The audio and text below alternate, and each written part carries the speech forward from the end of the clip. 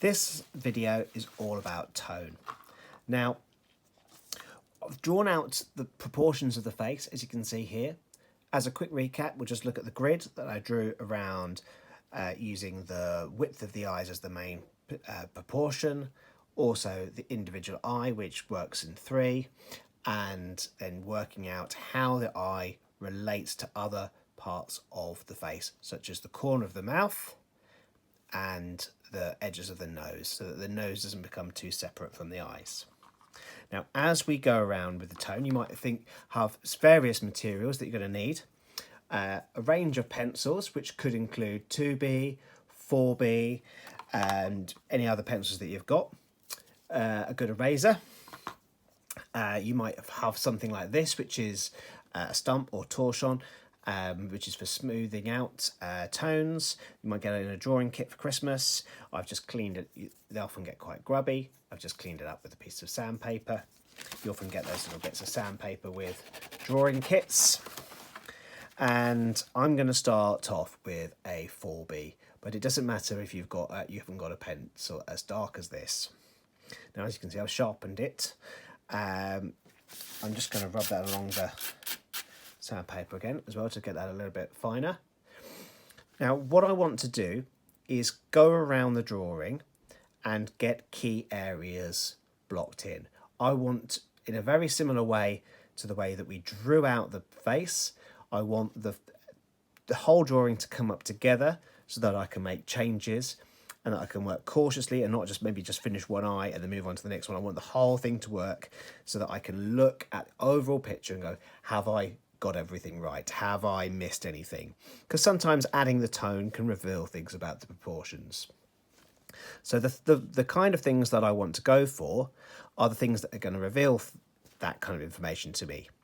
Things like the eye sockets, the shape around the nose, round the mouth, round the jaw. I don't need to go straight in with the blackest areas.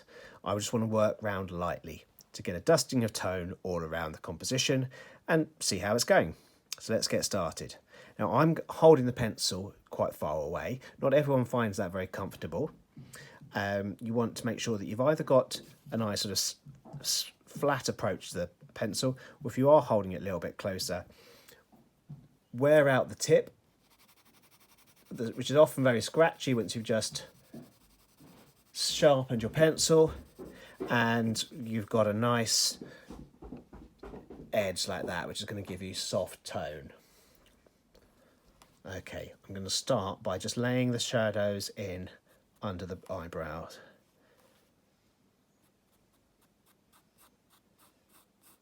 Now I want light, long lines. I'm working all my lines in the same direction.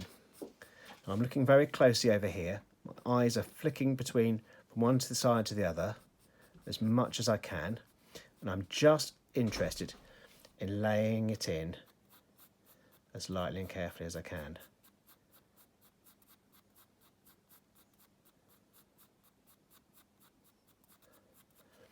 Now, nothing is finished. It's all about just putting that first pass. Now, you'll find you get kind of softer and softer as you go, particularly as the pencil gets worn down to the angle of your hand. Now, I'm particularly focusing on areas that are going to give shape. So anything where the light is coming from, as you can see on the tip of the nose, it's coming from just above, focusing on the forehead, top of the nose, tip of the nose. So anything that's underneath, and I don't know if you can see, but I'm going to zoom in there, drawn little lines where I think that the tone is going to come on under the nose. So let's just dust that in.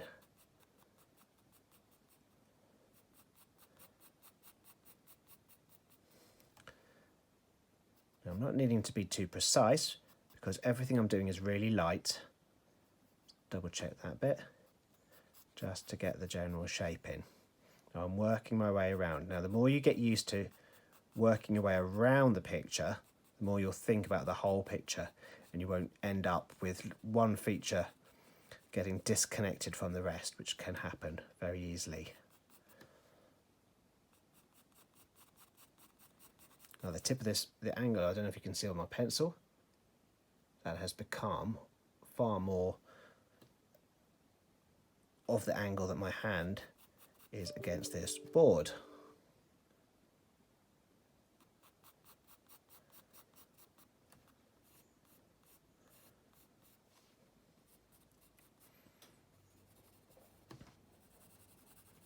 Now you'll notice that I sort of skit about, trying to get all over the picture as quickly as I can. Now these lines around the hair, they can be a bit looser. You might want to actually start to think about the direction of your lines. I haven't been focusing on that too much to start with,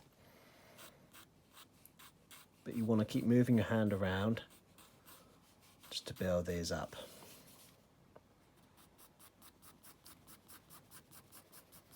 Now there are some lines here. I'm not worried about that too much. I'm just going to zoom out again.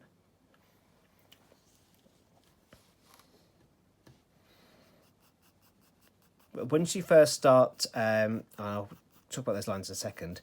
As you're going around the picture, you'll find that some things will look a little bit odd, where there's tone in one place and not in another, because you're used to looking at this very white page. Things look strange when they're half finished. Now those lines I was talking about, ultimately we want this to be smooth. We will go back into this area and tidy it up. I'm just trying to get round quickly. Now I'm also going much faster than I expect you to go when you're doing your drawing. Take your time. There's kind of getting the balance between being sort of slow and careful and just taking too long about it, because you want the drawing to move on and feel like there's progress happening. Without that progress, it can be really disheartening. So much of drawing is quite psychological actually, and if you feel like nothing's happening or it's not going right, it can be really, really disheartening. So I'm just going to stop there for a moment. Now I've got a little bit of everything on there, and what I'm going to do is I'm going to take my tissue. This is Common Garden kitchen towel, and I can just use it to soften that 4B. If you're using a HB or a 2B, it won't soften as much, but anything where I've gone a little bit too hard, that will just knock that back a little bit, and that allows you on this first pass to fill in some of those gaps. Already this is feeling much softer, and it's going to allow me to really think about where I'm going.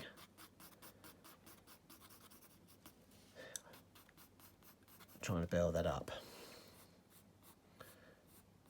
The angle of my pencil is getting broader and wider, which means that when I draw a line, I can cover a lot more ground. That does help that I'm holding the pencil further away, which means I can get a shallower angle on the pencil. But obviously, as I said before, that's not comfortable for everybody, so don't worry about that too much. Now, as I'm going round, for some of these areas, I'm going the opposite angle to the way I went before to fill in those gaps. Still lightly brushing it on, but the darkness is coming from the layers. Now, my pencil is a 4B. That means it's blacker than a 2B, a HB, or a H. And the other side of that is that the particles of carbon, of graphite, are bigger too, which means when you zoom in, you get this kind of gappy, slightly grainy texture on some paper. That can be filled in two ways. You can either use your torchon for sort of carefully moving that around. You can use things like the kitchen towel. Again, always press really lightly. You don't want to force the graphite into the paper. Or you can build up with a lighter pencil over the top, which fills in the gaps in between. So here's a 2B. And allows me to build up my tones without pressing too hard, but adds refinement to the tone. So to make things darker, alternate layers of your 4B or your blacker pencil to refine the tone, to get those smoother edges. You can add the harder pencils, and you could keep going. You could go up to into the H's to refine those tones if you really want it to look smooth. There's quite a lot that you can do with a drawing if you want to refine it further. We're not worrying about that too much at the moment. Okay.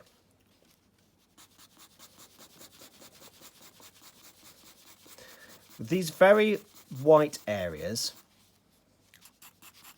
I'm going to give a light dusting of the 2B.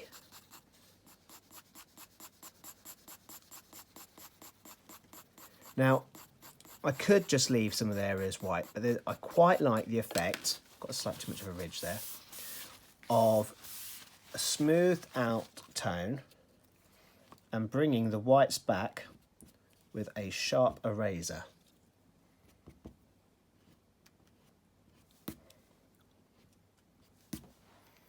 So that's quite useful for giving things like the hair there. Wasn't quite at the right angle, so the line's gone a bit wide.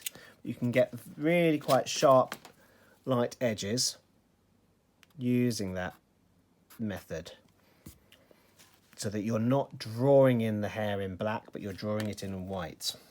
Now you could, if you've got someone who can help you, perhaps you can use a craft knife to cut yourself a nice sharp piece, if you haven't got a nice sharp edge.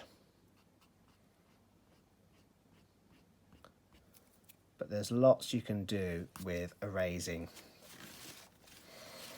softening and erasing.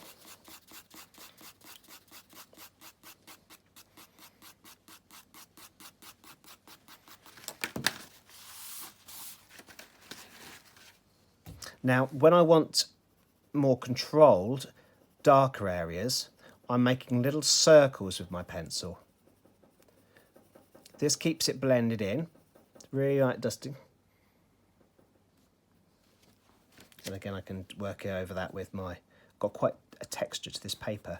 You might not have that same texture to your paper.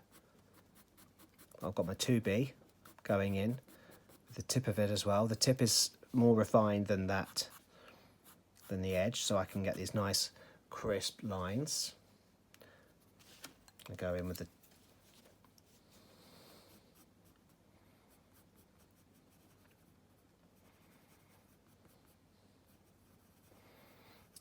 pupil there.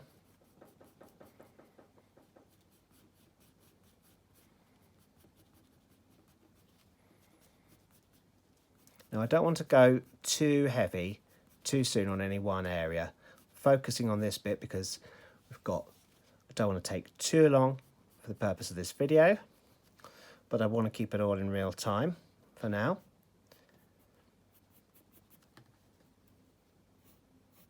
As you can see, I can rotate my pencil and go in with the crisp sharp point that I've got alongside the soft flat spot on the pencil, using that little circular edge to kind of bring out that expression there. And I've avoided heavy outlines on things like the lips.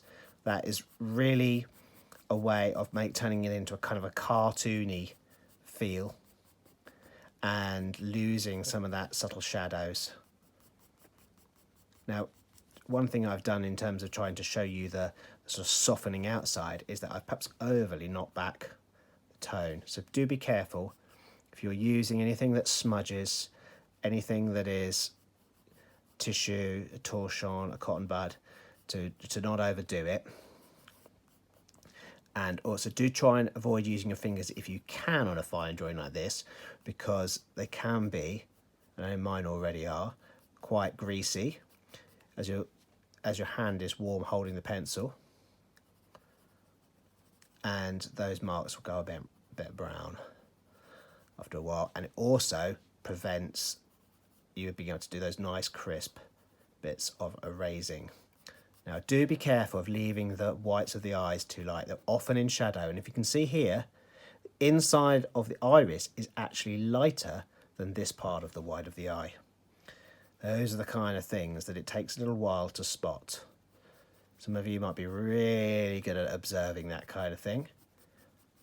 but a lot of what we bring to portraiture and faces is our expectations of things. And we've grown up looking at a lot of cartoons and representations of faces where that part of the eye is very white, and in real life that isn't the case. So that is starting to build up. I've spent 15 minutes on that so far for this tonal stage. I'd keep working into that, building it up in the same process with light layers, lots and lots of looking, constantly going to and fro in the area that you're working on, and just take care. Just work in a cautious, sort of steady manner. Keep going around the picture, keep looking, keep building it up in layers. Lots of light lines. Okay,